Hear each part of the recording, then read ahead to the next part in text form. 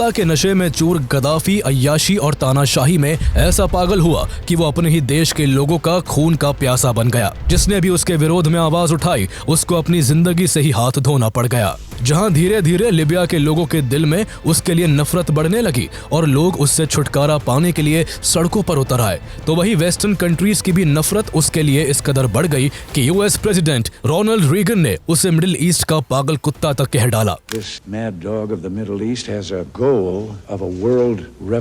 देखते देखते कभी एक रेवोल्यूशनरी रहा गद्दाफी सभी का दुश्मन बन गया और उसका अंत कुछ ऐसा हुआ कि लोग आज भी उसके आखिरी वक्त को याद करके सिहर उठते हैं। लेकिन उसके अंत की कहानी जानने से पहले हमें उसकी जिंदगी को शुरू से समझने की जरूरत है कि आखिर कैसे एक आम सा लड़का लीबिया का शासक बना और आखिर ऐसा क्या हुआ कि 40 से ज्यादा सालों तक लीबिया पर राज करने वाले दुनिया के सबसे बड़े तानाशाह गद्दाफी को अंत समय में अपने ही देश के लोगों से अपनी जान की भीख मांगने के लिए मजबूर होना पड़ा और क्यों अपने ही देशवासियों के हाथों उसका खात्मा हो गया।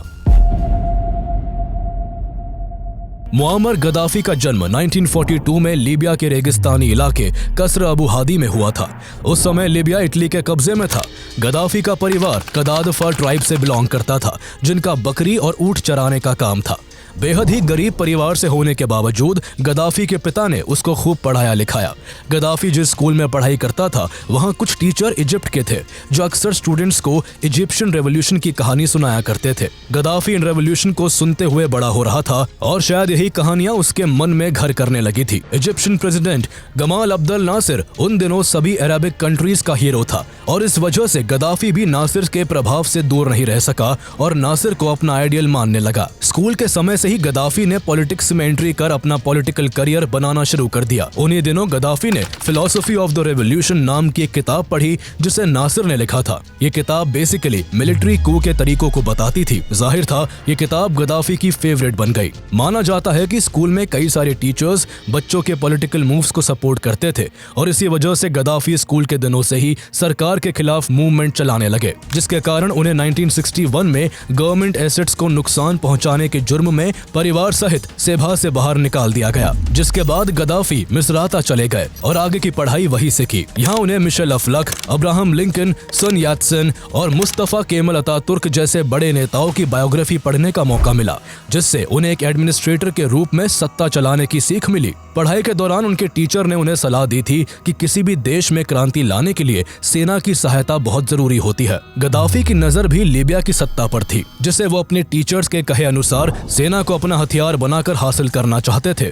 इसी कारण गद्दाफी ने सेना में भर्ती होकर 1963 में बेंगाजी के रॉयल मिलिट्री एकेडमी में मिलिट्री ट्रेनिंग लेना शुरू कर दिया। यहाँ लीबिया की मिलिट्री को ब्रिटिश आर्मी द्वारा ट्रेन किया जाता था, इसलिए गद्दाफी को यहाँ कुछ खास मन नहीं लग रहा था, क्योंकि वो ब्रिटिशर्स को अपॉर्चुनिस्ट और इंपीरियलिस्ट मानते थे। वो ब्रिटिशर्स के इस कदर खिलाफ थे कि उन्होंने अंग्रेजी सीखने तक से मना कर दिया था। साथ ही उन्होंने कई ब्रिटिश ऑफिसर्स के साथ कई बार बदसलूकी भी की, जिस कारण उन्हें फाइनल एग्जाम में फेल कर दिया गया। लेकिन उन्होंने यह भी प्रदर्शन का कोई मौका अपने हाथों से जाने नहीं दिया और अपने साथी कैडेट्स के साथ मिलकर 1964 में फ्री ऑफिसर्स नाम से एक मूवमेंट शुरू कर दिया, जिसमें रेवोल्यूशनरी इजिप्शियन नेशनलिस्ट ऑफिसर्स ने बढ़ चढ़कर हिस्सा लिया। ये सभी फ्री ऑफिसर्स सीक्रेटली मिला करते थे और अरब देशों से वेस्टर्न प्रभाव को खत्म करने की स्ट्रैटेजी बनाते थे। गद्दाफी ने इस दौरान कई लोगों के साथ अच्छे संबंध बना लिए जो आगे चलकर उनके बहुत काम आने वाले थे। अगस्त 1965 में ट्रेनिंग खत्म करके गद्दाफी सेना के कम्युनिकेशंस ऑफिसर बन गए। अप्रैल 1966 में उन्हें मिलिट्री के एडवांस ट्रेनिंग के लिए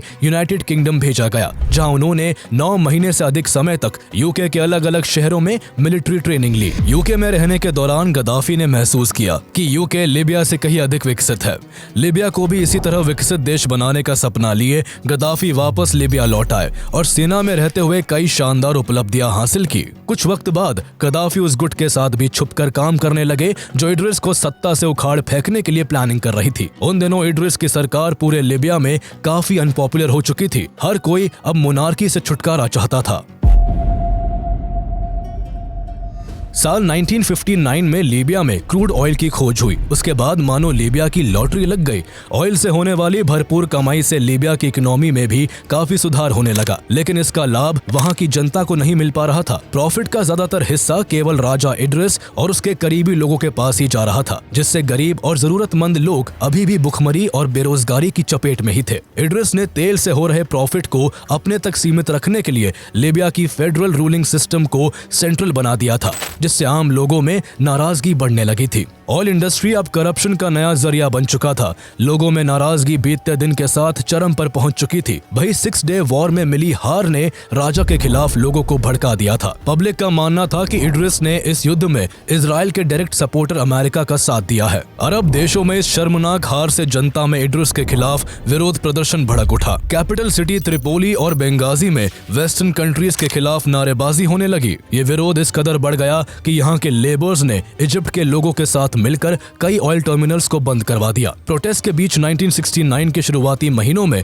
लीबिया में तख्ता पलट की अफवाहें जोर पकड़ने लगी थी। अमेरिकन खुफिया एजेंसी CIA इड्रिस की सत्ता को बचाने का भरपूर प्रयास कर रही थी, लेकिन छुपकर काम कर रहे गद्दाफी पर उनका ध्यान नहीं था। एक तरफ शेली ब्रदर्स ने इड्रिस की नाक में दम कर रखा था, तो दूसरी तरफ गद्दाफी चुपके से सत्ता तक पहुंचने के लिए अपने लिए रास्ता बनाने में जुटे हुए थे। शेली ब्रदर्स के पिता इड्रिस के लिए काम किया करते थे, लेकिन उन्हें इड्रिस के लोगों ने ही मार दिया था। तभी से दोनों भाई राजा से बदला लेना चाहते थे। उन्होंने इस घटना पर रिएक्ट करने के बजाय वो राजा के करीब आने लगे। कुछ ही समय में अब्दुल अजीज शेली लिबियन आर्मी के चीफ ऑफ स्टाफ बन चुके थे, तो वही उमर शेली रॉयल एडवाइजर बन गए होते हैं। 1969 के मिड से ही शेली ब्रदर्स द्वारा तख्ता पलट की अफवाहें जोर पकड़ने लगी। इस समय इड्रिस मेडिकल ट्रीटमेंट के लिए टर्की और ग्रीस गए हुए थे।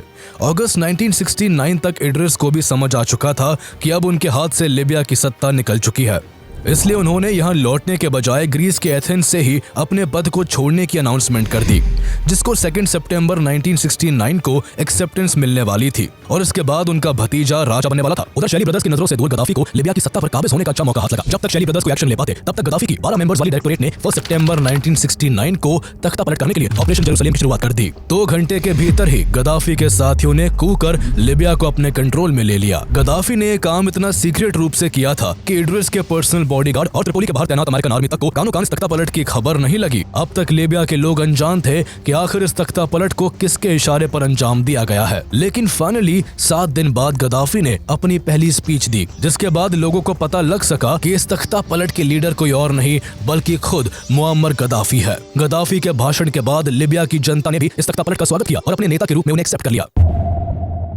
सत्ता पर काबिज होते ही गद्दाफी ने रेवोल्यूशनरी कमांड काउंसिल RCC के साथ मिलकर लिबिया से मोनार्की को हमेशा के लिए उखाड़कर पुराने कॉन्स्टिट्यूशन को खत्म कर दिया और लिबियन अरब रिपब्लिक की स्थापना की। लिबियन अरब रिपब्लिक की स्थापना के बाद गद्दाफी खुद लिबिया के न्यू गवर्निंग बॉडी और RCC के चेयरमैन बन जाते हैं। लिबिया के सबसे पावरफुल लीडर बनने के बाद भी वो अपने आप को जनरल के पोस्ट पर प्रमोट नहीं करते और कर्नल के पोस्ट पर ही पूरी लाइफ बने रहते हैं। उनका कहना था कि देश में जनता का शासन कायम करने के लिए उन्हें मिलिट्री की सुप्रीम पोस्ट लेने की जरूरत नहीं है। लेकिन ये तो सिर्फ कहने की बात थी। असल में लिबिया की सारी पावर उन्हीं के हाथों में होती है। इसके अलावा उन्होंने अलबेदा की जगह त्रिपोली को लिबिया की नई राजधानी बना दिया। गद्दाफी ने खुद गरीबी से उठकर लीबिया की सत्ता हासिल की थी, इसलिए उन्होंने ज्यादातर मिडिल क्लास लोगों को अपनी कैबिनेट में जगह दी, जिस कारण गद्दाफी तेजी से जनता के बीच पॉपुलर होने लगे। इसके बाद उन्होंने लिबिया को एग्रीकल्चर में सेल्फ डिपेंडेंट बनाने के लिए 1969 में ग्रीन रेवोल्यूशन की शुरुआत की, जिसका जल्द ही लिबिया में असर दिखने लगा और लिबिया का किसान जो हमेशा लॉस में रहता था उसे अब प्रॉफिट होने लगा। लिबिया की इकोनॉमी मेनली ऑयल पर डिपेंडेंट थी, जहां अब भी भारी मात्रा में करप्शन हो रहा था।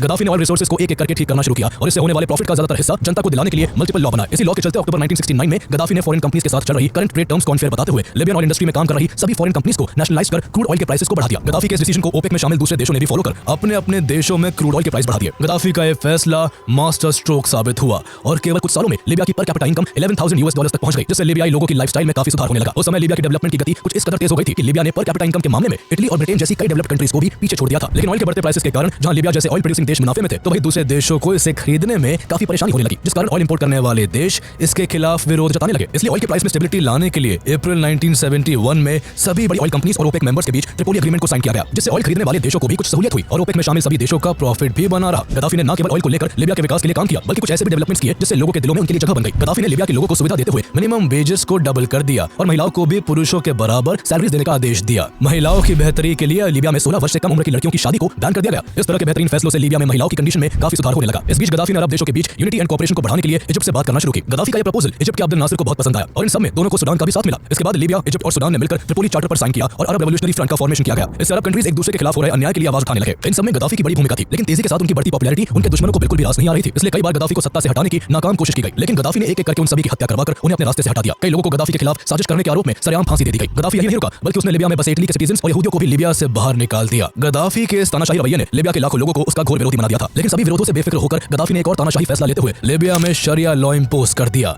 और वहां की हर एक चीज और हर एक गतिविधि पर अपना कंट्रोल जमा लिया। उस समय लीबिया के अंदर ब्रिटेन और यूएसए ने कई मिलिट्री बेस बना रखे थे और गद्दाफी अपने देश में वेस्टर्न कंट्रीज के इन्फ्लुएंस को बिल्कुल भी देखना पसंद नहीं करते थे। इसलिए उन्होंने ब्रिटेन और अमेरिका के मिलिट्री बेस को लीबिया से जबरदस्ती हटवा दिया, जिस कारण ब्रिटेन और अमेरिका गद्दाफी के कट्टर दुश्मन बन गए। आगे चलकर ये दुश्मनी की नींव एक न एक दिन गद्दाफी की जड़ों को हिलाने वाली थी। लेकिन इन सभी बातों से बेपरवाह गद्दाफी अपने तरीके से अपने शासन को चलाने में लगा रहा। गद्दाफी ने लीबिया की सत्ता संभालने के वक्त पब्लिक से डेवलपमेंट के बड़े बड़े वादे किए थे और कहीं ना कहीं सब कुछ ठीक ठाक चल ही रहा था। लेकिन तभी खुद अपने कामों से सेटिस्फाई नहीं होने का कारण बताकर गद्दाफी सितंबर 1971 में सबको सरप्राइज करते हुए अचानक अपनी पोस्ट से रिजाइन कर देते हैं। लेकिन लोग कुछ समझ पाते कि तभी केवल एक महीने के अंदर ही गद्दाफी ने दोबारा गद्दी संभाल ली। दोबारा सत्ता में आने के बाद गद्दाफी ने देश में डेवलपमेंट करने के लिए कई रिफॉर्म्स किए और लीबिया को सेल्फ रिलायंट बनाने के लिए एग्रीकल्चरल लैंड बढ़ाने पर जोर दिया। दरअसल लीबिया का 90 से 95% एरिया डेजर्ट है, जिस कारण वहां हमेशा पानी और खेती की परेशानी रही है। गद्दाफी किसी तरह पानी की सप्लाई को बढ़ा के एग्रीकल्चरल लैंड को बढ़ाना चाहते थे। इसी कोशिश में उन्होंने आगे चलकर the great man made river project के तहत हजारों किलोमीटर की पाइपलाइन के थ्रू लीबिया के कई इलाकों तक पानी पहुंचाने का काम किया। यह अभी तक का वर्ल्ड्स लार्जेस्ट इरिगेशन प्रोजेक्ट है, जिसके चलते अजदाबिया जैसे लीबिया के कई शहरों तक पहली बार पानी पहुंच सका। गद्दाफी के इस अल्टीमेट प्रोजेक्ट की वजह से लीबिया की काफी डोमेस्टिक ग्रोथ हुई और उसकी डिपेंडेंसी विदेशी देशों से काफी कम हो सकी। लेकिन लीबिया सिर्फ पानी और उपजाऊ जमीन के मामले में ही नहीं पिछड़ा हुआ था, बल्कि उस समय लीबिया मलेरिया, ट्यूबरकुलोसिस और ट्रैकोमा जैसी गंभीर और जानलेवा बीमारियों से भी जूझ रहा था। इसलिए गद्दाफी ने हेल्थ सेक्टर में भी भारी इन्वेस्टमेंट किया। यहाँ जिन लोगों के पास रहने के लिए घर नहीं था, उन्हें पक्का मकान बना कर दिया गया। कई स्कूल्स और यूनिवर्सिटीज खोले गए और उनमें सभी के लिए फ्री ऑफ कॉस्ट एजुकेशन देने की व्यवस्था की गई। इन इनिशियल सोशल रिफॉर्म से लीबिया के डेवलपमेंट में 4 चांद लग गए, जो केवल गद्दाफी के सही फैसले लेने और उनकी शानदार नीतियों की बदौलत ही संभव हो पाया। लेकिन गद्दाफी जहां एक तरफ लीबिया में डेवलपमेंट के काम कर रहे थे, तो वहीं दूसरी ओर उन्होंने कई कंट्रोवर्शियल डिसीजंस भी लिए, जिसने उन्हें जनता का विरोधी बना दिया। उन्होंने 1972 में लेबर स्ट्राइक को इलीगल डिक्लेयर कर कुछ न्यूज़पेपर्स को भी बैन कर दिया। इसके अलावा वहां शराब पीना, नाइट क्लब जाना और चर्चेज में प्रेयर करना सब बंद करवा दिया गया और ट्रेडिशनल लीबियन कपड़े पहनना कंपलसरी कर दिया गया। साथ ही लीबिया की ऑफिशियल लैंग्वेज अरबिक कर दी गई और बाकी सभी लैंग्वेजेस को बैन करवा दिया। उनके तानाशाही रवैये से वहां की जनता को काफी दिक्कतें होने लगी थी। इस तरह गद्दाफी ने लीबिया को तो पूरी तरह से अपने कंट्रोल में ले लिया था, लेकिन साथ ही अब वो पड़ोसी देशों के मामलों में भी इंटरफेरेंस करने लगा था। उसकी नजर अरब और अफ्रीकन कंट्रीज के अलावा अब इजराइल पर भी थी। दरअसल जब गद्दाफी अपनी पढ़ाई पूरी कर रहा था, उस दौरान इजराइल अकेले ही अरब कंट्रीज को 3-3 बार शिकस्त दे चुका था। इसलिए गद्दाफी इजराइल से बहुत नफरत करता था और अरब कंट्रीज के साथ मिलकर उसके खिलाफ एक और जंग छेड़ना चाहता था। इसके लिए वो अरब के कई नेताओं से बात करके इजराइल पर अटैक करने की प्लानिंग भी करने लगा था। लेकिन उस समय तक इजराइल काफी मजबूत हो चुका था और अब उसके साथ अमेरिका भी आ चुका था। लेकिन इन सब से बेफिक्र गद्दाफी इजराइल से दुश्मनी निकालने का एक भी मौका हाथ से जाने नहीं देता था। इस नफरत में वो इजराइल के अगेंस्ट काम करने वाले कुछ टेररिस्ट ग्रुप्स को फंडिंग भी करने लगा। जून 1972 में उन्हें ट्रेन करने के लिए लीबिया में एक सेंटर भी बनाया गया। इस दौरान उन्होंने टेररिस्ट ग्रुप ब्लैक सितंबर को इजराइल के खिलाफ इस्तेमाल करने के लिए फंडिंग भी की। आगे चलकर इसी ग्रुप के 8 मेंबर्स ने 1972 में हुए म्यूनिक ओलंपिक्स में 11 इजरायली एथलीट्स को मार गिराया। बाद में पुलिस की कार्रवाई में जब इस हमले को अंजाम देने वाले टेररिस्ट मारे गए, तो गद्दाफी ने उनकी डेड बॉडीज को लीबिया लाकर हीरोज की तरह उनका अंतिम संस्कार किया। गद्दाफी के इस कंट्रोवर्शियल डिसीजन के कारण उसकी इमेज धीरे धीरे पूरी दुनिया में खराब होने लगी। लेकिन अपनी आलोचनाओं से बेफिक्र गद्दाफी अपनी ही धुन में सवार थे। लीबिया में अपनी बढ़ती पॉपुलैरिटी को देखते हुए जून 1973 में उन्होंने एक अलग थ्योरी प्रपोज की, जिसे थर्ड इंटरनेशनल थ्योरी नाम दिया गया, जिसके तहत उन्होंने अमेरिका के कैपिटलिज्म और सोवियत यूनियन के मार्क्सिस्ट लेनिनिस्ट थ्योरी को नकार दिया। गद्दाफी ने इस दौरान ग्रीन बुक नाम की एक बुक लिखी, जिसमें उनके हिसाब से पूरी दुनिया में शासन चलाने के तौर तरीके बताए गए। इस बुक को लीबिया में सभी लोगों को पढ़ने के लिए मैंडेटरी कर दिया गया, जिससे उन्हें अपने देश में ही भारी क्रिटिसिज्म का सामना करना पड़ा। इस किताब में बताई हुई थ्योरी के सहारे वो एक पैन अरब स्टेट को स्टैब्लिश कर एक इस्लामिक वर्ल्ड बनाना चाहते थे। उन्होंने अपनी बुक में लीबिया के लिए जमहूरिया की शुरुआत करने की बात की, जिसका अर्थ था जनता द्वारा शासन। इस दौरान उन्होंने सालों से चले आ रहे इस्लामिक इंटरप्रिटेशन को गलत माना और हदीस को भी एक्सेप्ट करने से नकार दिया। उनके इस कदम से उनके देश के ही मौलवी उनके दुश्मन बन गए और उनकी कड़ी आलोचना करने लगे। लेकिन गद्दाफी को किसी के भी विरोध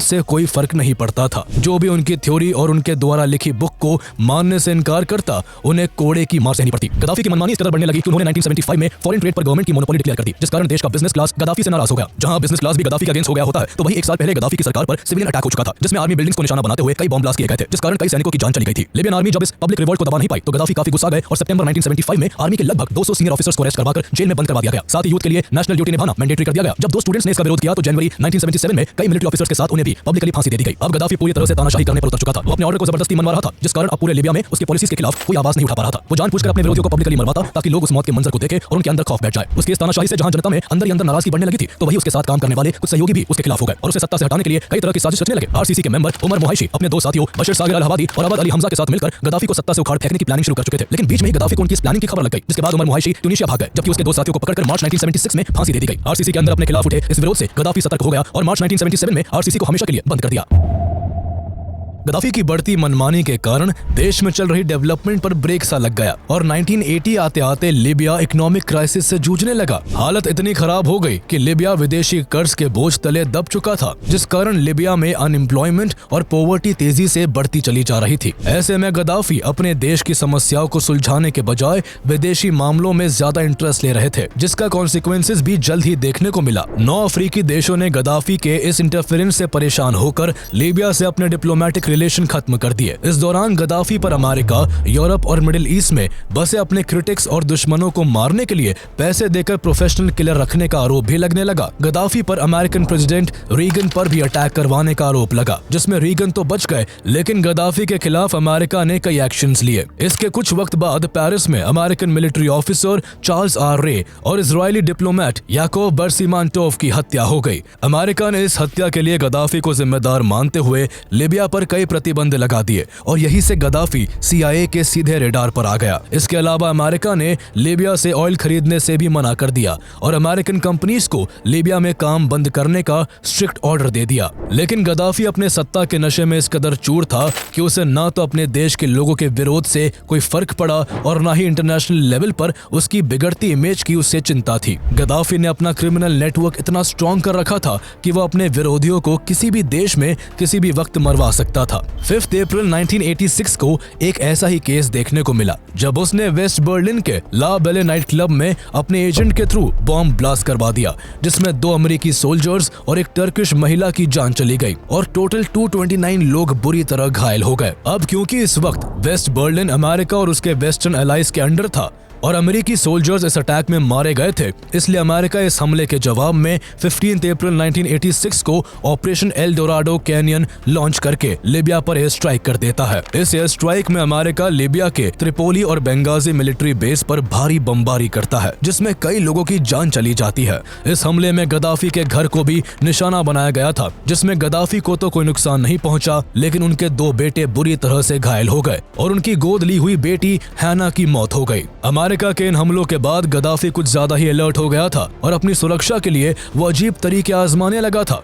अब गद्दाफी जब भी कोई फॉरेन ट्रिप पर जाता तो होटल में वो अपने साथ ले जाई गई चादरें बिछवाता, अपने हेल्थ चेकअप के लिए यूक्रेन से नर्सेज मंगवाता और हर चीज की पुख्ता जांच के बाद ही उसका इस्तेमाल करता। इसके अलावा गद्दाफी एक बहुत बड़ा अटेंशन सीकर था, जो अटेंशन पाने के लिए कुछ भी कर सकता था। हर विदेशी दौरे पर उसकी पोशाक और वेशभूषा अलग और अजीबोगरीब तरीके की होती थी, जिसे कोई पसंद करे या ना करे लेकिन नजरअंदाज नहीं कर सकता था। इसके अलावा वो हर दौरे पर फीमेल बॉडीगार्ड्स के साथ जाता और हर वक्त उसके आसपास 30 फीमेल बॉडीगार्ड्स मौजूद रहती थी। वेस्टर्न मीडिया ने उसकी इन फीमेल गार्ड्स को अमेजोनियन गार्ड्स का नाम दिया हुआ था, जिसकी फॉर्मेशन उसने अर्ली 1970s में ही कर दी थी। इस तरह गद्दाफी दुनिया को जताता था कि वो महिलाओं का बहुत बड़ा हितैषी है और उन्हें एम्प्लॉयमेंट और इक्वलिटी देता करता है, लेकिन असलियत कुछ और ही थी। वो दुनिया को दिखाने के लिए इन फीमेल बॉडीगार्ड्स के साथ घूमता फिरता और फिर बाद में वो उनके साथ यौन शोषण करता, उन्हें तड़पाता और जलील करता। उसके कई फीमेल बॉडीगार्ड्स ने बताया कि वो एक साथ कई महिलाओं के साथ ज्यादती करता था और जब उसका मन भर जाता तो वो उन्हें किसी चीज की तरह इस्तेमाल करके फेंक देता। जहां गद्दाफी का ये खौफनाक किरदार महिलाओं के शोषण के लिए जिम्मेदार था, तो वही वो देश विदेश में आतंकी गतिविधियों को भी अंजाम देने से बाज नहीं आ रहा था। उसने चैद, पैलेस्टाइन, लेबनान और आयरलैंड जैसे देशों में आतंक फैलाने का काम किया और इस काम में उसने दुनिया भर के टेररिस्ट ग्रुप्स की फंडिंग की। उन्हें रहने के लिए लीबिया में पनाह दी और लड़ने के लिए हथियार मुहैया कराए। गद्दाफी ने सेंट्रल अफ्रीकन कंट्री चैड में चल रहे सिविल वॉर में अपनी सेना भी भेजी, जहां फ्रांस चैड गवर्नमेंट को सपोर्ट कर रहा था, तो दूसरी तरफ गद्दाफी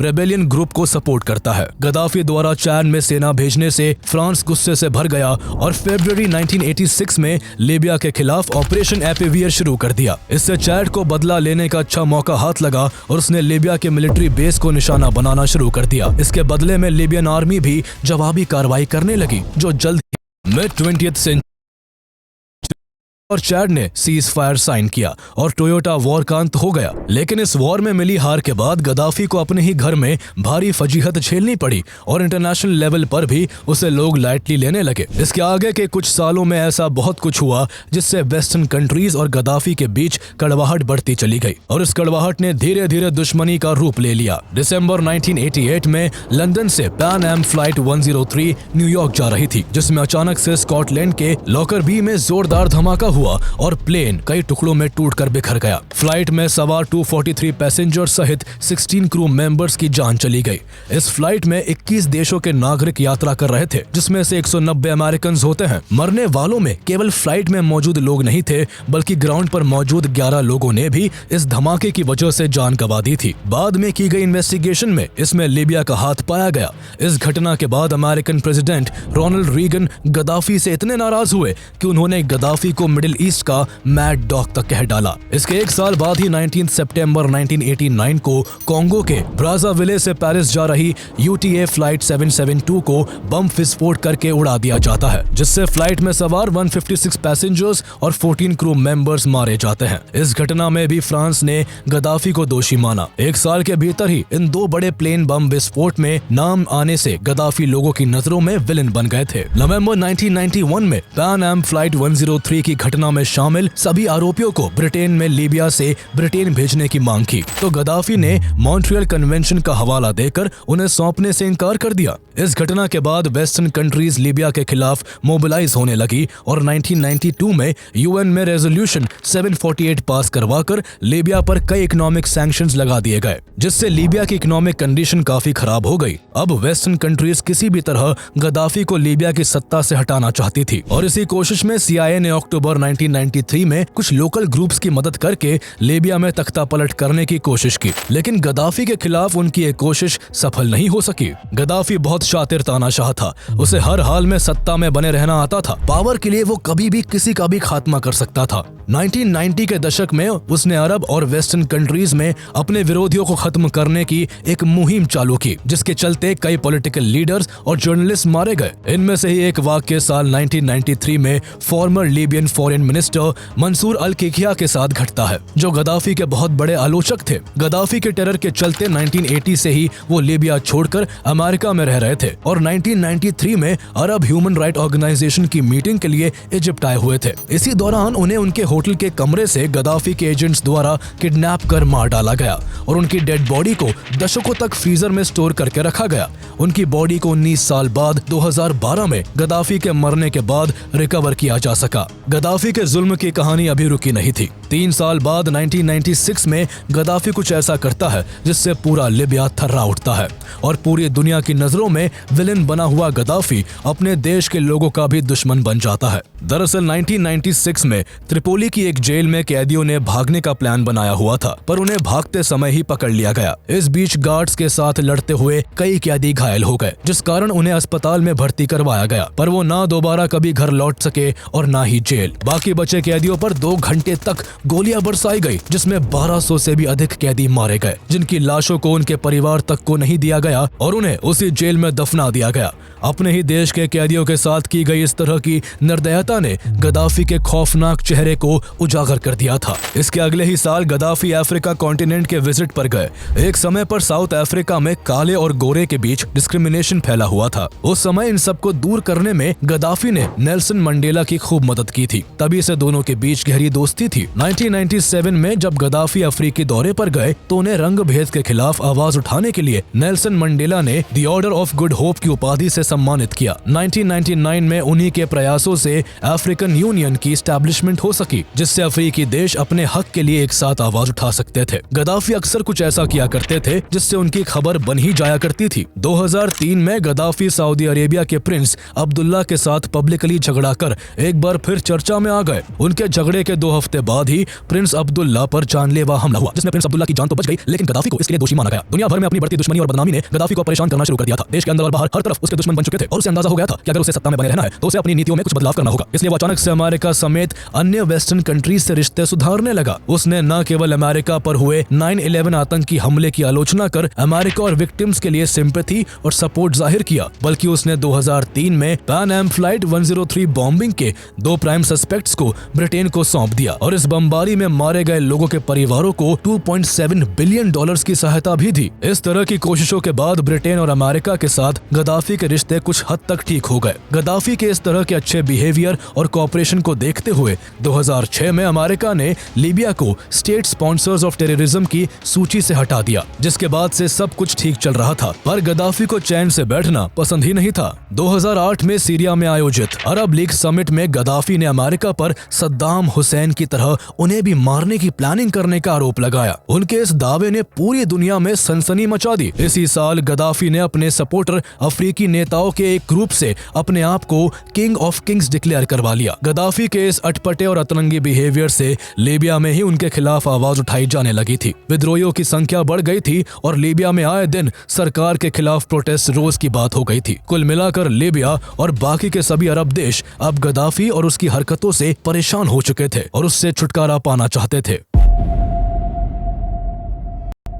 साल 2011 आते आते मिडिल ईस्ट और अरब कंट्रीज में काफी कुछ बदल चुका था। लोग सालों से राज कर रहे तानाशाहों से तंग आ चुके थे। एम्प्लॉयमेंट की भारी कमी थी, देशों में गरीबी बढ़ती ही जा रही थी और विरोध की आवाजों को दबाने की पूरी कोशिश हो रही थी। सोशल मीडिया के इस एरा में लोगों और खासकर नौजवानों के बीच तानाशाहों के खिलाफ गुस्सा पनप रहा था। 2010 के आखिर में ट्यूनीशिया से रिवोल्ट्स का सिलसिला शुरू हुआ और ये आग की तरह Egypt, Syria, Yemen, Bahrain, Iraq और लेबनान जैसे देशों में फैल गया। लीबिया भी इस आग से अछूता नहीं रह सका और फरवरी 2011 में लोग गद्दाफी के खिलाफ सड़कों पर उतर आए। जल्द ही यह प्रोटेस्ट एक युद्ध में बदल गया, जिसके चलते लोग गद्दाफी की सत्ता को उखाड़ फेंकने को बेचैन हो गए। पर गद्दाफी अब भी झुकने को तैयार नहीं था और उल्टा उसने रेवोल्यूशनरीज पर ड्रग एडिक्ट और अलकायदा जैसे टेररिस्ट ऑर्गेनाइजेशन से जुड़े होने का आरोप लगाते हुए सेना से प्रोटेस्टर्स पर बमबारी करने का आदेश दे दिया, जिसके बाद लोग उसके खिलाफ और भी ज्यादा भड़क गए। इस बमबारी की घटना से गद्दाफी के अंत की शुरुआत हो चुकी थी। उसके आदेश अनुसार सेना ने बेंगाजी में प्रोटेस्टर्स पर गोलियां चला दी, जिसमें सैकड़ों लोग मारे गए।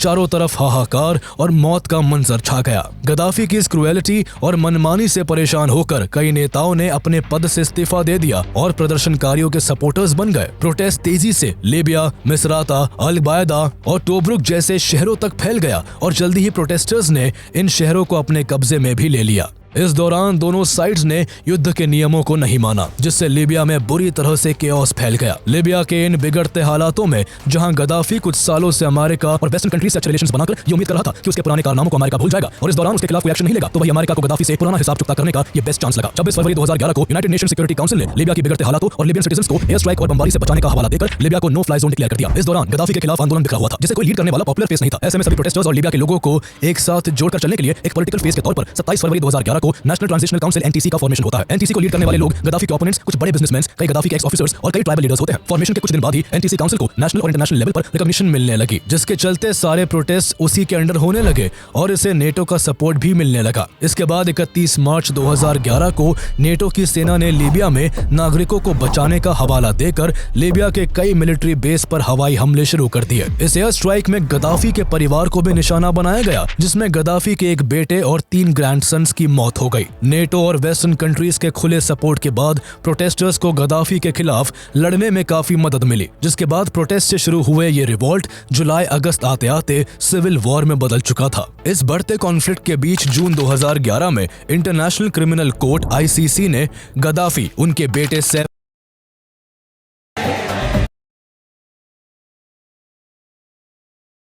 बेटे सैफ अल इस्लाम और उनके ब्रदर इन लॉ अब्दुल्ला सेनूसी के खिलाफ अरेस्ट वारंट जारी कर दिया। हालांकि उसी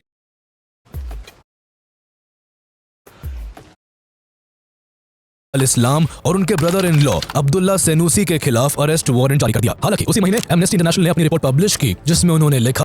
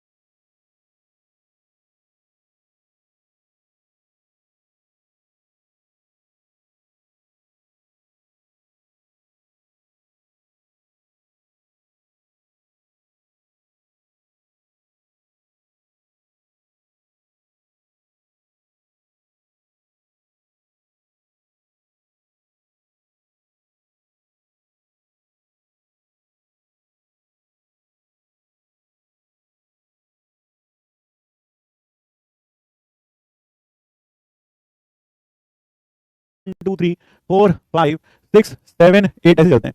तो सर वन ना तो प्राइम है ना कंपोजिट है, वन को तो छोड़ दो। सर यह भी प्राइम है, यह भी प्राइम है, ये दोनों क्या है? Prime.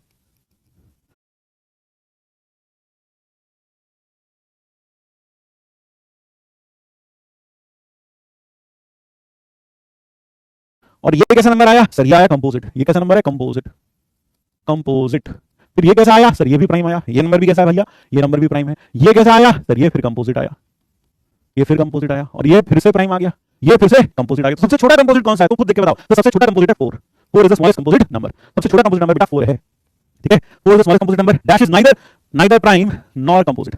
Neither prime nor composite on 1। 1 is neither prime nor composite. अब जरा एक चीज और बताता हूं, एक बहुत इंपॉर्टेंट बात यहां पीछे जहां मैंने लिखी थी, यहां एक बात और लिखता हूं। ठीक है, हाँ ये छोटी छोटी बातें बड़ी काम की हैं, बेसिक बातें बता रहा हूं। ठीक है, एक छोटी सी बात और बताता हूं। Every prime number greater than equal to 5 is of type 6k plus minus 1। k belongs to natural number। यानी कोई भी प्राइम नंबर जो कि 1 से बड़ा 5 से बड़ा होता है वो 6k प्लस माइनस टाइप का होता है, प्लस माइनस 1 का। देखो 5 से बड़ा 5 ले लो, 6k 6 1 6 minus 1। 7 ले लो, 6 1 6 plus 1। फिर 11 ले लो, 6 2 12 minus 1। 13 ले लो, 6 2 12 plus 1। 17 ले लो, 6 3 18 minus 1। फिर है ना 23 ले लो, 6 4 24 minus 1। देखो हर नंबर इस फॉर्म का होता है। तो every prime number is of this type, यानी सारे प्राइम नंबर इसी टाइप के होते हैं। लेकिन यहां पर एक छोटी सी बात मैं और यहां आपके सामने रख देना चाहता हूं, वो क्या? वो ये है, but every number of form 6k plus minus 1 is not prime. क्या बोला मैंने? ध्यान से पढ़ना बेटा, थोड़ा सा दिमाग वाली बात आ रही है। वो क्या है बेटा? Every number of the form 6k plus minus 1 is not prime. क्या मतलब हुआ? हाँ 6k, ठीक है, 19 लिख दे भैया, एक आंसर 19 ले, 19 लिख ले। 6 इंटू 3 प्लस 1। ठीक है, यहां पर ये समझना 6 into 4 plus 1 is equal to 25, जो कि प्राइम नहीं आता, जो कि प्राइम नहीं है। यानी कहने का मतलब है हर प्राइम नंबर इस फॉर्म का होता है, लेकिन इस फॉर्म का हर नंबर प्राइम नहीं होता। हाँ, जैसे कि 6 4 24 और 1 है ना, और 6 6 36 माइनस 1 35, ये भी प्राइम नहीं है। समझ में आया? हाँ क्लियर हुआ। हर प्राइम इस फॉर्म का होता है, लेकिन इस फॉर्म का हर नंबर प्राइम नहीं होता। क्या ये क्लियर हो गई मेरी बात? क्या ये बात समझ में आई बेटा? Is this clear to all? हाँ 55 बहुत सारे नंबर्स हैं ऐसे, तो कुछ भी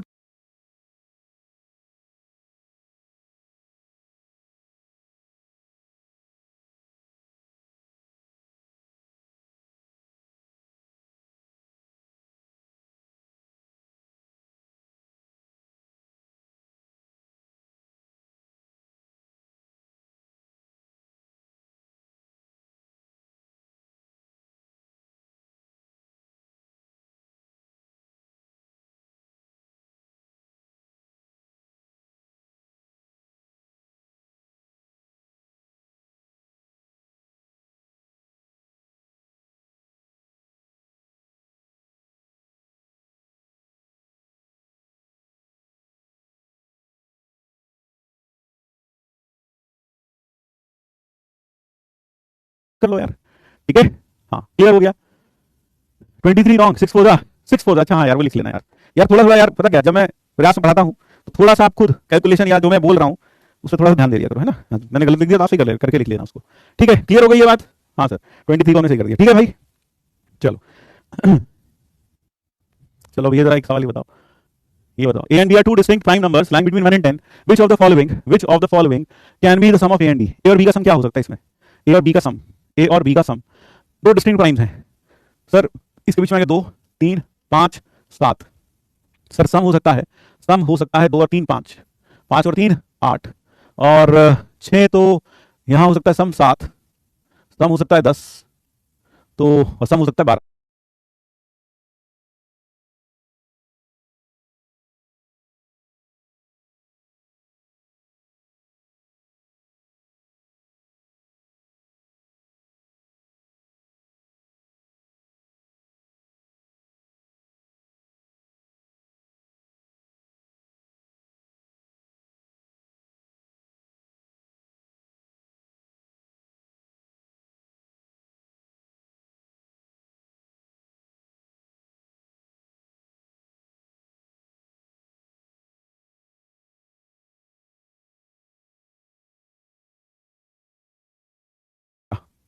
यही तो हो सकता है सम, जरा देख लो, यही तो हो सकता है सम।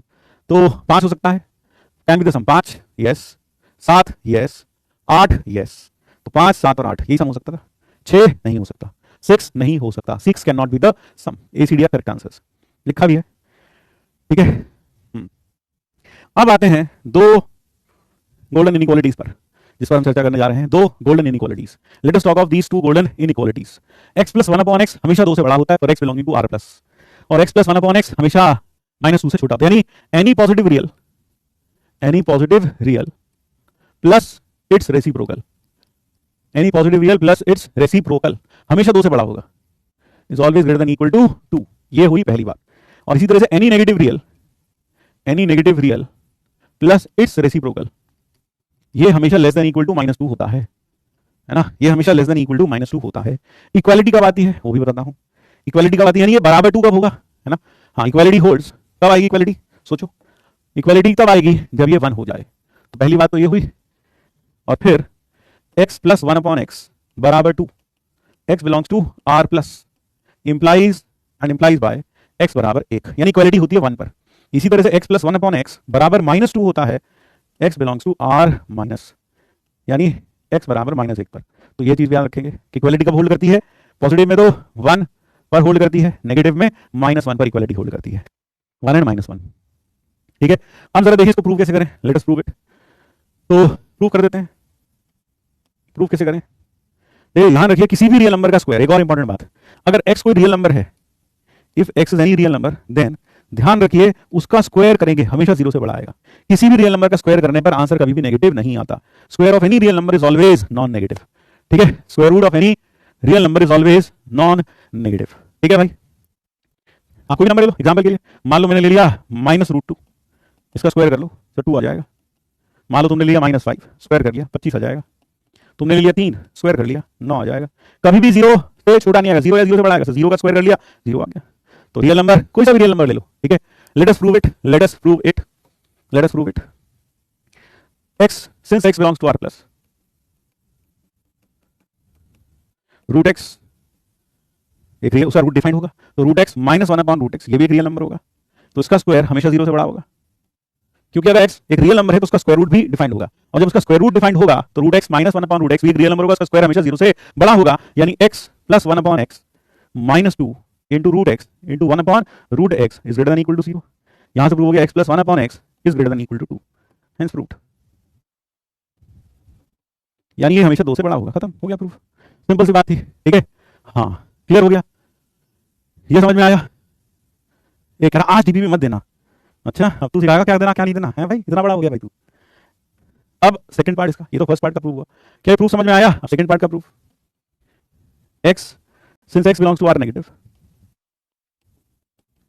लेट x को मान लेते हैं माइनस टी, x को क्या मान लेते हैं माइनस टी, तो t कैसा होगा, तो t कैसा होगा, तो t होगा, t कैसा होगा पॉजिटिव रियल नंबर, t पक्का पॉजिटिव होगा, ठीक है, t हमेशा पॉजिटिव होगा।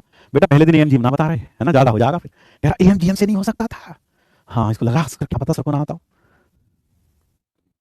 ठीक है, क्लियर है बात, ये है। फिर जैसे ही t ग्रेटर देन 0 आया, t ग्रेटर देन 0 आया तो x equal to minus t और t ग्रेटर देन 0, इसका मतलब अभी भी हमने प्रूव किया t प्लस 1/t पक्का 2 से बड़ा होगा, t प्लस 1/t पक्का 2 से बड़ा होगा, अभी भी प्रूव किया हमने ऊपर, है ना, फ्रॉम 1 कह सकते हैं, क्योंकि अभी भी हमने प्रूव किया कि कोई भी पॉजिटिव नंबर में उसका रेसिप्रोकल जोड़ो हमेशा 2 से बड़ा आएगा। अब t की जगह रख सकते हैं, सो दिस इंप्लाइज t की वैल्यू कितनी होगी माइनस एक्स, t को माइनस एक्स रख दो, तो minus x minus 1/x is greater than equal to 2। अब दोनों साइड को माइनस 1 से मल्टीप्लाई करो, तो जैसे आप दोनों साइड को माइनस 1 से मल्टीप्लाई करोगे तो x plus 1/x less than equal to minus 2 आ जाएगा, साइन ऑफ इनइक्वालिटी घूम जाएगा, क्योंकि माइनस से मल्टीप्लाई करते हैं, ठीक है, माइनस से मल्टीप्लाई करते हैं तो क्या आ जाता है नेगेटिव आ जाता है। क्लियर हो गया, is this clear, is this clear, is this clear to all? क्या यह बात क्लियर हो गई, x plus 1/x is less than equal to minus 2? हाँ सर यह बात तो क्लियर हो गई, x plus 1/x is less than equal to minus 2, ठीक है, ये क्लियर हुआ। चलो हाँ तो क्या 1/√x will be less than 1, less than 1 तो उससे क्या फर्क पड़ता है, रहेगा तो पॉजिटिव ही, ये बात क्लियर हुई भाई। हाँ क्या समझ में नहीं आया प्रूफ में, क्या समझ में नहीं आया प्रूफ में, यहां पर आपको ये समझना चाहिए रूट एक्स माइनस 1/√x जो लिखा हुआ है हमने, x प्लस 1, देखो x रियल नंबर है, इसका मतलब रूट एक्स भी एक रियल नंबर होगा, अब रियल नंबर है तो 1/√x भी एक रियल नंबर होगा, पॉजिटिव रियल नंबर होगा। अब दो रियल नंबर को हटा के रियल नंबर ही आएगा तो उसका स्क्वायर करेंगे तो पक्का 0 से बड़ा होगा, अब जब 0 से बड़ा होगा है ना, बिलोंग्स टू r प्लस 0 से बड़ा या 0 के बराबर, तो यहां से प्रूव हो गया, इसमें कौन सी बहुत बड़ी बात है, ठीक है। हाँ सिर्फ इतनी सी तो बात है, समझ में आया, हाँ ये क्लियर हुआ। अब मैं यहां पर क्वेश्चन देखते हैं, जरा देखो, ये क्वेश्चन आया जेईई मेंस 2023 में 24 जनवरी को, यहां पूछा है number of real solution of this equation, तो क्या करेंगे, क्या करेंगे जल्दी से बताओ, क्या करना चाहिए, सबसे पहला आइडिया जो दिमाग में आता है, सबसे पहला आइडिया जो दिमाग में आता है, हाँ हाँ भाई बताओ, सबसे पहला आइडिया जो दिमाग में आता है, what should we do for this. Second proof, फिर से प्रूफ दो, एकदम समझ आया, एकदम नहीं समझ में आया बेटा, एकदम नहीं समझ में आया तो दोबारा से देख लो, है ना, तो समझ में आएगा।